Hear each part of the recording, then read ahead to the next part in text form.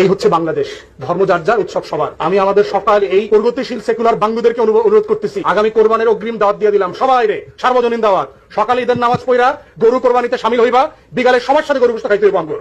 তখন বুঝবো যে ধর্ম যার যার, উৎসব সবার কিনা প্রমাণ করতে হইব এই বাঙ্গু সেকুলারদেরকে। Several months later. প্রথম কথা হচ্ছে যে বাংলাদেশটা তো আসলে সবার। আমাদের একটা আইন কানুনের যে বই আছে যে এই দেশে কে কি পাবেন কে কি পাবেন না। আপনাদের ছেলেমেয়েরা যে স্কুলে পড়ে, মুসলমানদের ছেলেমেয়েরা একই স্কুলে পড়ে না? যে ডাক্তারের কাছে আপনারা যান, যে হাসপাতালে মুলাদি সদরে যান, ওই একই হাসপাতালে হিন্দু মুসলমান ডাক্তার নার্স রুগী সবাই আছে না? সবাই আছে। তাহলে এই পৃথিবীটা আসলে সবার জন্য করা হয়েছে। সূর্যের আলো যখন ওঠে সেই আলোকে শুধু হিন্দুর বাড়িতে আলো দেয় না, মুসলমানের বাড়িতে দেয়। এখন যিনি বানাইছে তিনি তো আমাদের মধ্যে কোনো বিভাজন করে নাই, করছে? এ বেশি ভালো, এ একটু কম খারাপ, এ অমুক জায়গায় যাবে অমুক জায়গায় যাবে, এগুলো করে নাই তো। এগুলো মানুষ বানাইছে। এখন আমাদের দায়িত্ব হচ্ছে, যেহেতু সবাই আমরা এক সমাজে থাকি, এক এলাকায় থাকি, এক রাস্তা ব্যবহার করি, তাহলে কত মিল আমাদের মধ্যে।